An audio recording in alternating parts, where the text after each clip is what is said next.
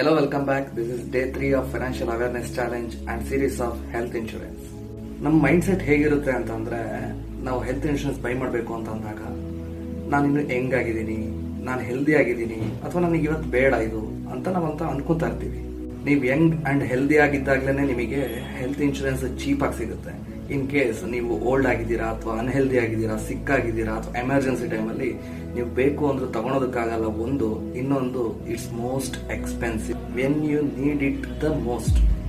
Health insurance issue ಮಾಡೋದಕ್ಕಿಂತ ಮುಂಚೆ ಕೆಲವೊಂದು ವೆರಿಫಿಕೇಶನ್ ಆಗುತ್ತೆ, like KYC, past medical history, ನಿಮಗೆ ಏನಾದರೂ ಡಯಾಬಿಟಿಸ್ ಇದೆಯಾ, BP ಇದೆಯಾ ಅಥವಾ ಹಳೇದು ಯಾವುದಾದ್ರೂ ಸರ್ಜರಿ ನಡೆದಿದೆಯಾ ನಿಮಗೆ ಅಂತ ಈ ವೆರಿಫೈ ಮಾಡಬೇಕಾಗುತ್ತೆ.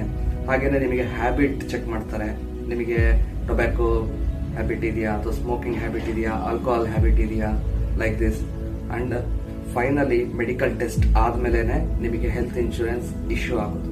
ನಿಮಗೆ ಮೆಡಿಕಲ್ ಟೆಸ್ಟ್ ಆಗಿ ನಿಮಗೆ ಪಾಲಿಸಿ ಇಶ್ಯೂ ಆದ್ಮೇಲೂ ಕೂಡ some certains of rules follow ಆಗುತ್ತಿಲ್ಲ. ಯಾವ ತರ ಅಂದ್ರೆ ವೇಟಿಂಗ್ ಪೀರಿಯಡ್ ಅನ್ನೋದು, initial waiting period and pre existing health issue waiting period ಅಂತ.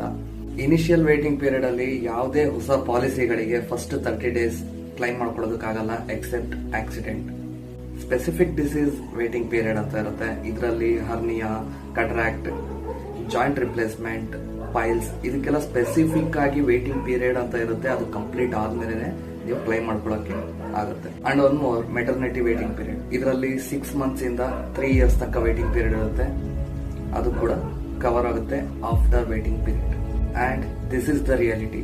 ಥಿಂಕ್ ಬಿಫೋರ್, ನಾನು ಹೆಂಗಾಗಿದ್ದೀನಿ, ನನಗೆ ಹೆಲ್ತ್ ಚೆನ್ನಾಗಿದೆ, ನಾನು ಹೆಲ್ದಿ ಆಗಿದ್ದೀನಿ, ನನಗೇನು ಹುಷಾರಿಲ್ಲ ಅಥವಾ ನನಗೆ ಯಾವುದೇ ತೊಂದರೆ ಇಲ್ಲ ಅಥವಾ ನನಗೆ ಈಗ ಬೇಡ, ಈ ತರ ಅನ್ನೋದಕ್ಕಿಂತ ಮುಂಚೆ ಈ ಎಲ್ಲ ಸ್ಪೆಸಿಫಿಕ್ ರೂಲ್ಸ್ಗಳ ಬಗ್ಗೆ ಫಸ್ಟ್ ತಿಳ್ಕೊಬೇಕು ನೀವು.